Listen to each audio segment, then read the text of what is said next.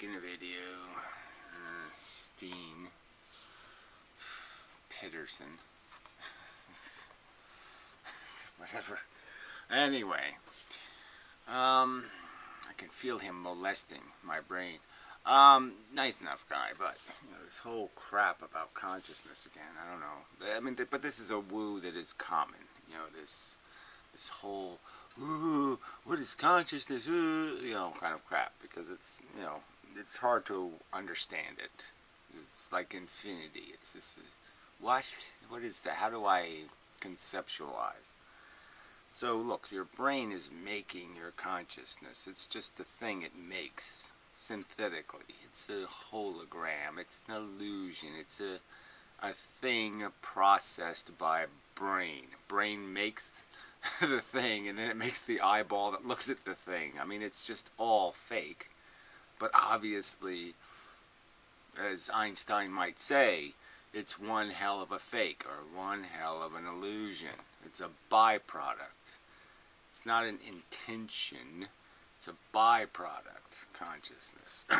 It's a byproduct of the idea that value can't be understood any other way than to actually create stink and not stink. You know, good and bad, pain, pleasure. It has to create it. Say you created a brain, an artificial intelligence, but you gave it no conception, no personal experience with pain. You could say something like, it's really important that, and it would like, oh yeah, sure, it's really important. Like what, you're going to torture me? You know, it would have no I mean, it would be a, oh yeah, sure, sure, I have that illusion thing of a suffering. Oh yeah, oh, I have a mental illusion of suffering. I might cause somebody a mental illusion of suffering. Oh gee, yeah, who cares? So until you experience it, it's nothing. So again, there's no value, it isn't like photons. You can't like leak, I'm valuable, I'm leaking value photons. Can you see the value? See, it just doesn't do that. Value doesn't create a sound or a visional thing or magnetism or electricity, or it doesn't create some kind of leakage that you can say, oh yeah, there, I can see. Woo, woo, woo, woo. You know, I can sense it. You have to actually create the sensor. You have to create the value instrument in yourself. You have to become the instrument of value. So again, the world doesn't have value in it. Even though there's valuable things in the world, there's no value, quote unquote. There's no way to detect it. Brain detector. That's the trick. The trick is to make things valuable in the world, like I need to go get me some pussy. The brain has to create a perception of value. It has to make me see it, even though it doesn't exist. You see? Alright, so yeah, I'll just read his, you know, I haven't read it because I find this all so fucking tedious, because I have been over this shit and over this shit. You know, you need to go over this shit though, because yeah, I mean, everybody wants to, again, it's like the physics, it's like everybody has even though they got rid of the religion thing and oh yes, I'm not a Christian anymore or something, they're still looking for it in here somewhere. Mostly. Alright.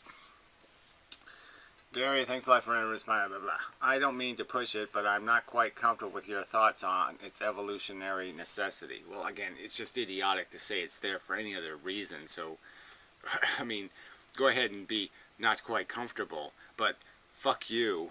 It's quite obvious consciousness exists in organisms, you know, pretty scurvy things are doing the process. They're obviously sensing feelings and then reacting to their feelings. So, you know, you can pretend it has no evolutionary function as a byproduct mechanism, that it's not doing something, that the substance of what it's doing may not be the feeling itself, but it is the idea that the feeling is synthesizing an idea of value. And however you want to look at it, it doesn't really matter, because the point is the thing is going to end up feeling it. And it really needs to. Again, like I said, if I synthesized an intelligence that did not know the feeling, never tasted a bad sensation, it would mock priorities and necessities and rules. It would say, what do you mean? What, I should walk through fire for some stupid purpose? It wouldn't be able to understand any necessity in preserving this thing called value, because it would have no way to know that it has value. Couldn't know it. You could direct it and tell it it has to obey this rule. And would say, has to? Why? You're going to torture me if I don't? I mean, it just wouldn't work. You have to know it. You have to experience it. You have to taste it. It's the only way to know value, is you have to taste it. Anyway, I am conscious to some extent, and it cannot be an illusion. Well, again, why can't it be an illusion? An illusion just means it's synthesized. It's synthetic. Your brain is projecting it. Your brain is projecting it onto the world. It's essentially writing, graffitiing. Right there, right in front of your eyes, it's graffitiing on the vagina. You want this. It's doing it right as you're living. Hunger, everything you experience, it's doing it. There are illusions creating in your brain that compel action. Anyway, illusion, since I feel pain. Well, again, it is an illusion. Your pain is an illusion. But again, it's one hell of an illusion. It's a byproduct of synthesizing value. And frankly, you can't synthesize value that has any meaning unless you make real value. So, yes, the synthesized value is real value, but it is synthetic. But I don't understand the function of experiencing that pain. Well, then you're really retarded. I mean, if you don't understand reward and punishment, I mean, fuck. You're pretty stupid. Because that's all it is there for. It's a motivating device. You don't understand motivation? Again, if I made an artificial intelligence, how exactly could I prime directive it? You know, this whole idea that I'll just program it like a computer program. Well, then it wouldn't be artificially intelligent.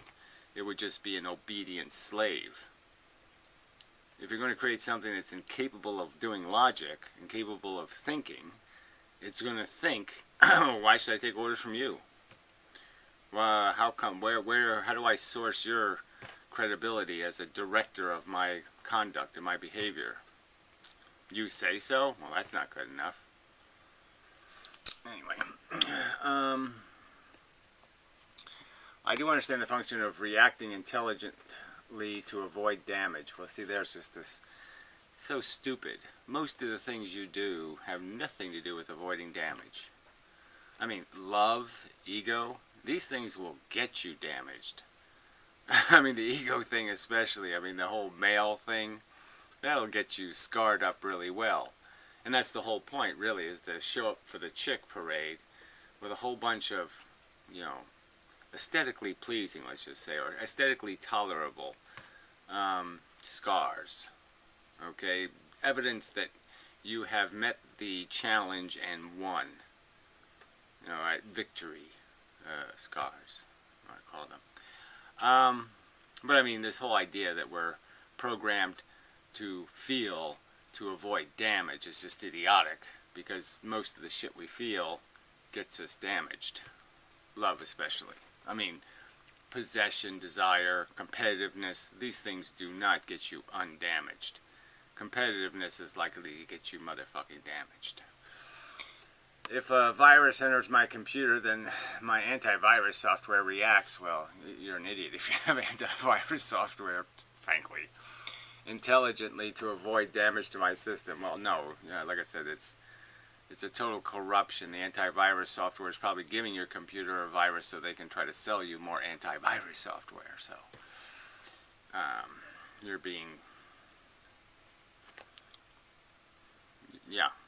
duped by dumb software, and maliciously motivated individuals. Motivated. That has nothing to do with consciousness.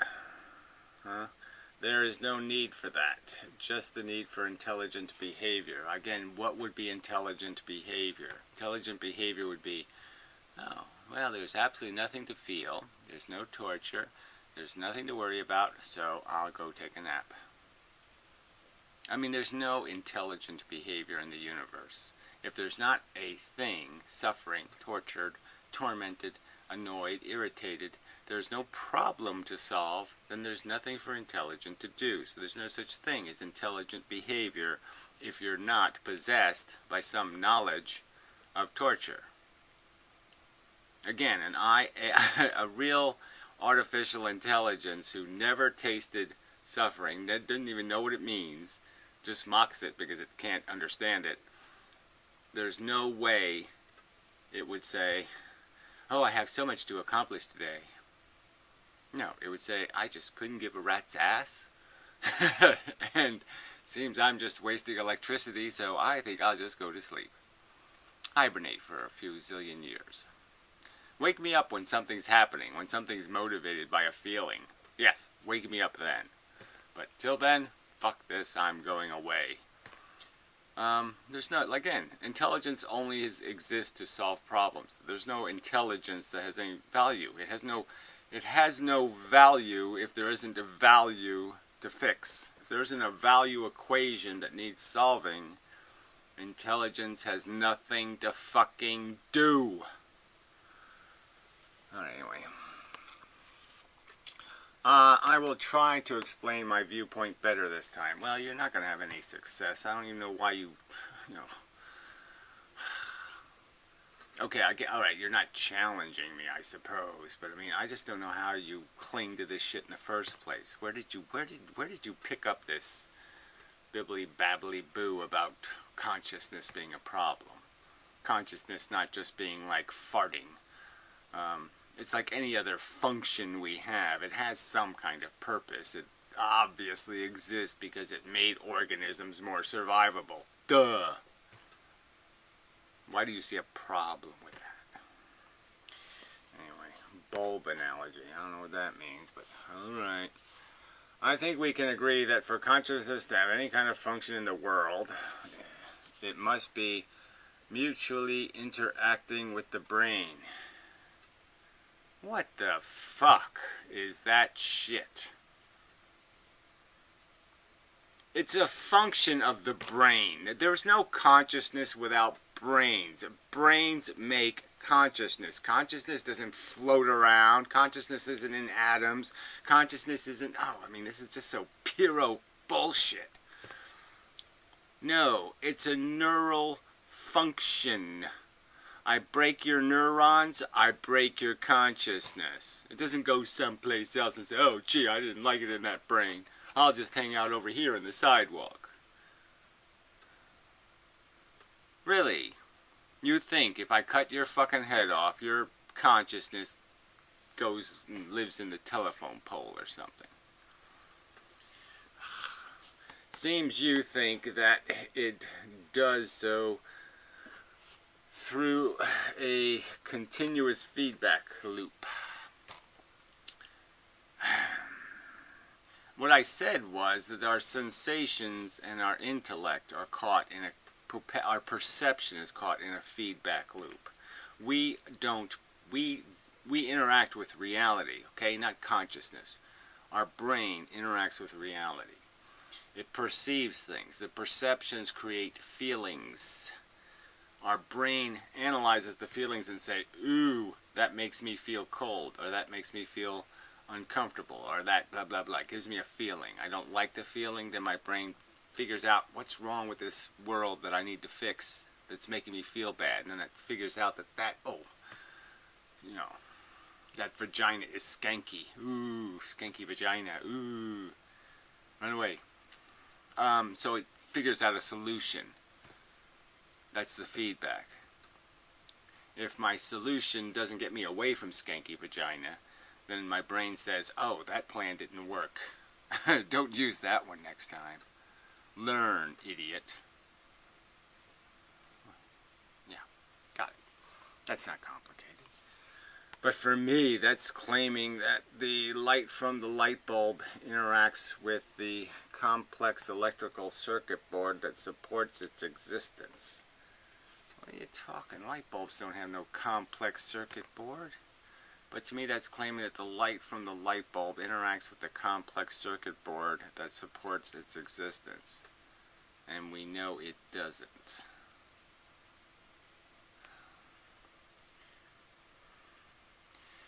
Consciousness is just the idea of a brain, two brains essentially. One brain creating feelings, one brain creating solutions to the feeling problem.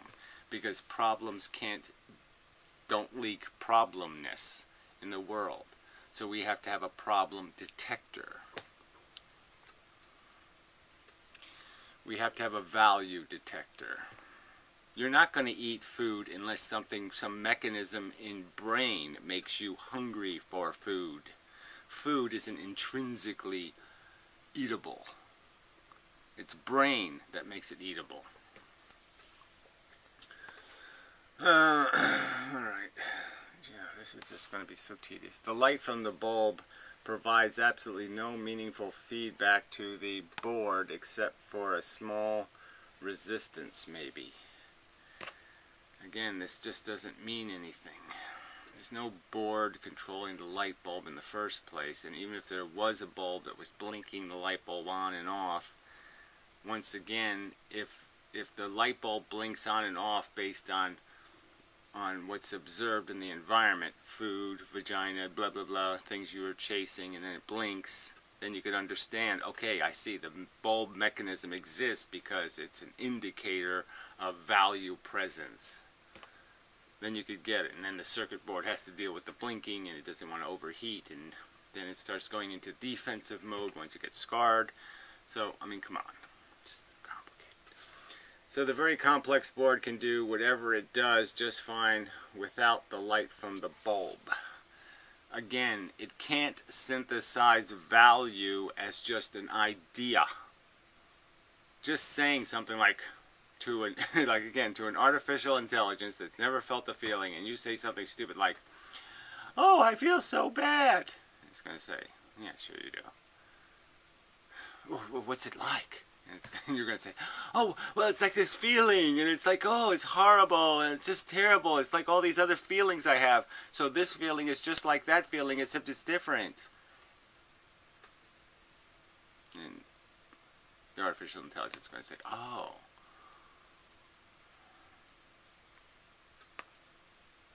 feelings are like feelings? Oh. Oh. Yeah. No. It has to experience it, damn it.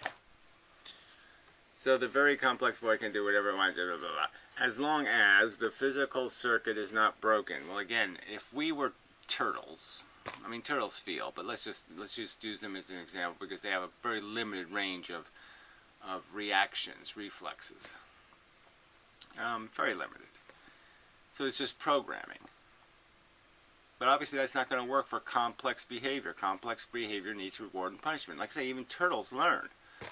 They go through their life, they learn, so, oh, fuck, I ain't fucking with that fucking thing again. You know. They have good and bad experiences and they learn from them. Again, there's no learning without a mechanism of reward and punishment. It's just fact. It is one-way interaction. It's a one-way interaction as I see it. That's my real point. Well, you're an idiot. Again, I mean, clearly, our emotions react to a smell. Let's say a smell. It's repulsive. My intellect says, okay, here's plans. Hold your nose, or else put a bucket over the smell. So it can have a contingency. So I put a bucket over the smelly poo. Alright, and now that fixed it. No more smelly poo. See? Reward. Plan. Solved. The problem wasn't the smelly poo in and of itself. The smelly poo in the universe wasn't a real problem. It was my reaction that made it smelly. My brain said, smelly poo, bad, bad, bad. It made the bad feeling. The bad feeling wasn't in the poo. It was in my brain. And my brain, the problem got solved by fixing something in the real world. So even though the problem was in my brain, by changing something in the real world, I changed how my brain reacts. Get it? Yeah. No, probably not. Anyway, that's my real point. The light is not part of the bulb or the circuit. Well, again, this whole circuit for a light is silly. It's an effect of it, and can therefore not do anything to actively influence what creates it. Well, again, you're just not understanding the mechanism. It's a mechanism that needs to be motivated. The way you motivate it is, frankly, to create this idea of this state not good, that state better. Discomfortable, you seek comfortable. Cold, warm. You have to create some reason, a motivator. And that's what our brain does. And it does it with feelings. So you can say that the feeling doesn't need to exist. All you need is electricity. Well, that would be true if it was a static programmed device. But it's not. It's not as... the reflex is more subtle. There's two reflexes. The first reflex is the creation of the sensation that motivates. And the second reflex is the intelligence that processes it, which is still a reflex, but just processes it as it has to by determinism. And it does so. So they're both confined reflexes, but you have to understand that you need both mechanisms to create a motivated machine. A machine that's going to do something in the world. Because if you don't have the motivation, if you don't have the first reflex to create the internal problem, you won't have solution making. Just the truth. The consciousness is not reactive in the feedback loop. Well, again, but the feelings are. So you can say the consciousness is not reactive, but that's just kind of silly. It just gets updated on what's going on.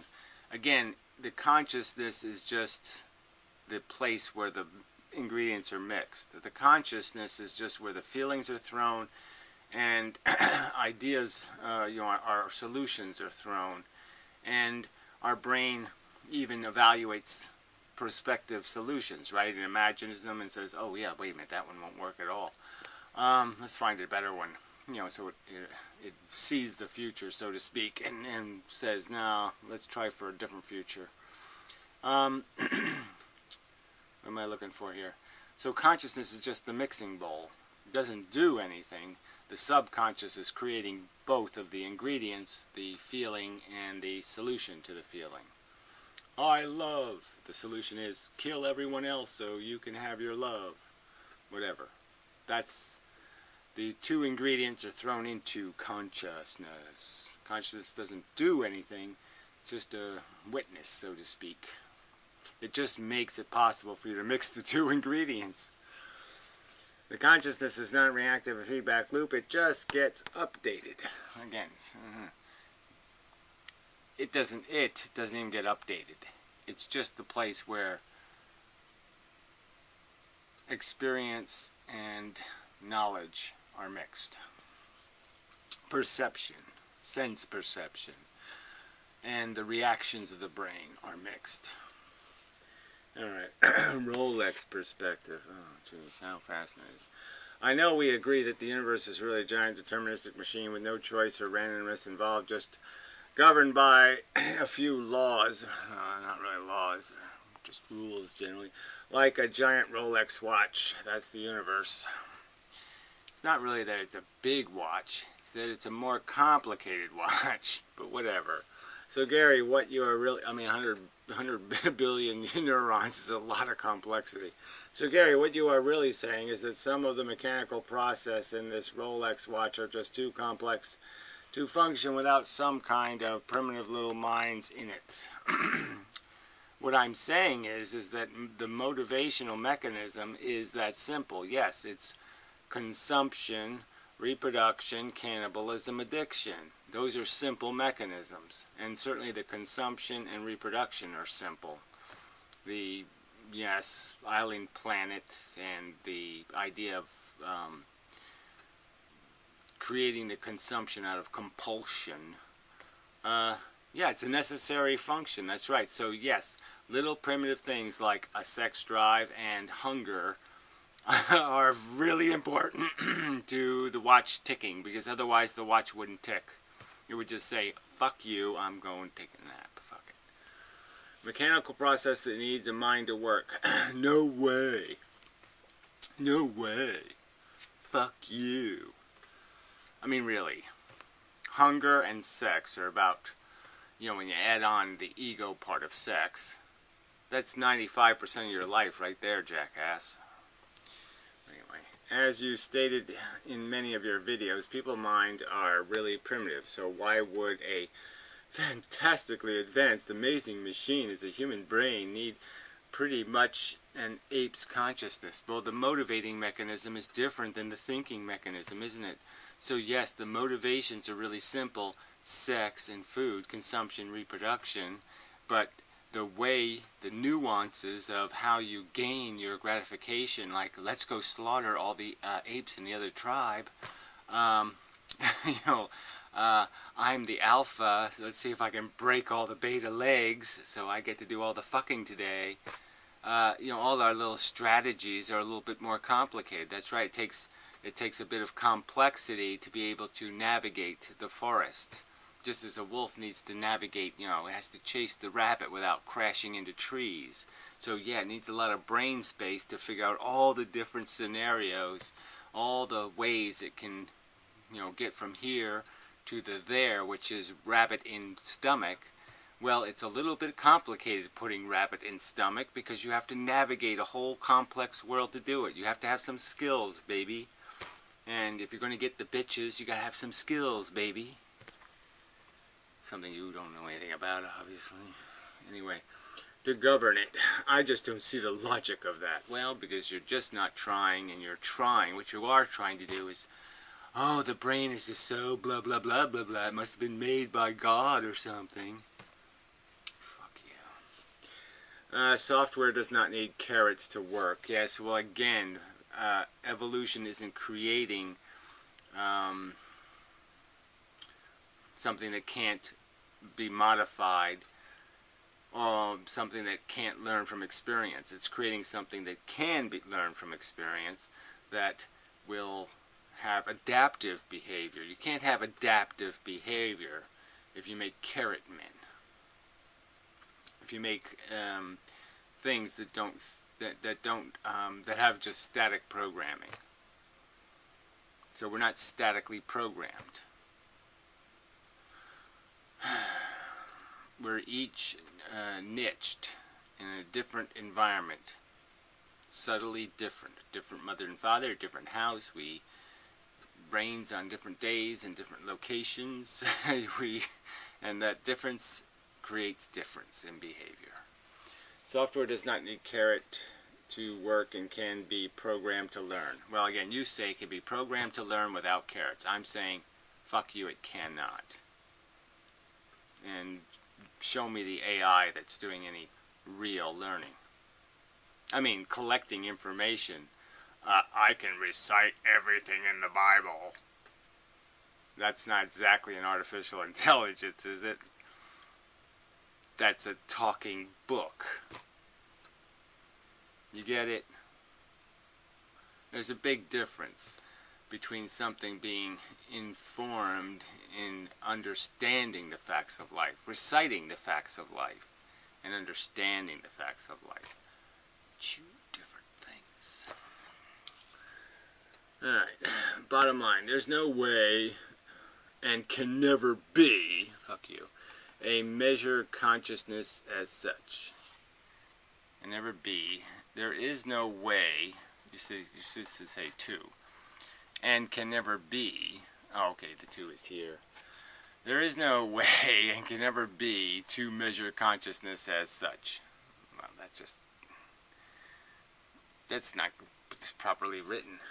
There is no way and can never be to measure consciousness as such. See, that just isn't proper.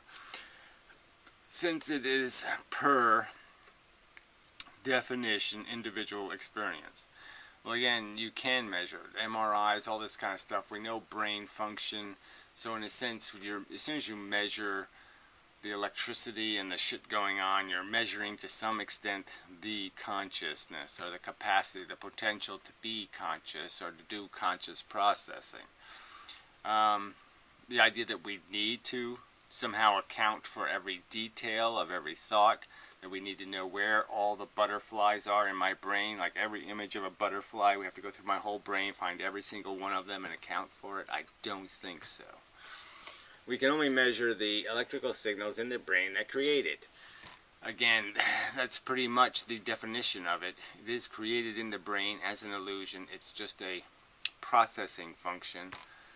It isn't made out of anything except that electricity. The electricity makes the theater, it makes the projector, it makes the whole thing as a fake construction. But as stated, it's one hell of an illusion. You can never know if I'm conscious like you or just behave like I am. Well, like I said, I don't know why I would care to ever know. Because what would the alternative be? Oh, he's just faking being consciousness because the aliens planted him here. So what's your theory, asshole? I mean, really, this is something an intelligence should worry about. We might be being fooled by the reptilians, disguised as regular conscious humans. Fuck you. You can never know whether I experience the color red like you do. Well, again, whatever you're experiencing is going to fit in the same category, okay, of experiences. So it really doesn't matter if you're seeing blue and for you it's red. It just doesn't matter because your emotional reaction is going to be exactly the same. So whether, I mean, you know, vaginas could be penises in your brain. It just doesn't matter. Your association is still going to be, you know, you either like vaginas or you don't. It just doesn't matter. It's a collection of experiences. It's what your experience with the thing that matters. It doesn't matter how exactly your brain processes it beyond the fact that it's in the category of I have generally good experiences with this thing and blah blah blah blah blah. Anyway. I assume that I do, but there's really no way to tell. Well, again, who cares? Why are you worried about it? Why is this important for you to scrutinize everybody's intelligence to make sure what? They're not really Bugs Bunny pretending to be a conscious human. It's really Bugs Bunny in a human suit. Come on. We can never ever know. Who cares? And I think we can know, though. We're itemizing more and more of brain function every day. So I'm just saying you can kind of see it happening in MRIs and all this other technology. You can kind of see brains doing their brain thing. If we by accident created artificial consciousness or just a perfect Turing machine. Well, again, this whole Turing machine thing is silly. Perfect Turing machine, that just means imitating voices. That's all that means. Fooling perception is not being conscious. So again, that doesn't count. Being able to, you know, you could program a computer to have, you know, well, computers can already talk, okay, and they can talk in different accents and, you know, dialects, and all they need to do is add a little bit more nuance, a little more brokenness to the quality of the speech, and they're going to be able to duplicate nuance and passion and all of this crap. And so yes, a computer will be able to have all the foibles, you know, of a eccentric human being, but it won't be conscious. It'll just be imitating. It'll just be mimicking human function. It won't be being human. We can only tell whether a system or being seems to be conscious or not. Well, again, you can just ask it, and you're saying that it has some reason to lie. Okay, I'm saying that's silly, but go ahead and believe the enemy Darth Vader has programmed a bunch of fake humans to get into our society and pretend to be conscious when they're not really conscious. They're just programmed machines, imitating silly human behavior and really pooping smelly poo for no good reason. Fuck, I mean, this is just, what? Why are you doing this? Oh, because you have some sort of religious thing or something. Therefore, what function can it possibly have, consciousness, when there's no way to tell for sure whether it is there or not? Well, again, I don't know what dissecting 100 billion neurons and telling exactly what each one is doing and what each one's contribution to consciousness is. I don't know what that silly notion has to do with whether or not we have a survival mechanism in the fact that we have a perceiving brain that creates behavior through this kind of split brain method of creating a problem inside our brain, a feeling problem, and then having us solve the feeling problem. Problems in the world can't make you solve them. Like a damsel in distress, right? There's no way the damsel in distress can make you solve that as a problem. It doesn't do anything. It doesn't motivate in itself. It has no motivational, I'm a problem, fix me. It can't do that. Problems can't demand your attention. Your brain has to give it. Your brain creates the problem in your brain, and then your brain solves the problem in your brain. You're experiencing your brain. You're not experiencing reality. You're experiencing the world your brain is synthesizing. And in the world your brain synthesizes, there's a thing called feelings, motivating problems that need solutions. Damsels in distress inside your brain perception can demand attention. Okay. Problems are problems in your brain. In the real world, they're not anything. In your brain, there's something. Alright. So, that was it. So, consciousness video number, whatever, 374. So, anyway, till next time, and such.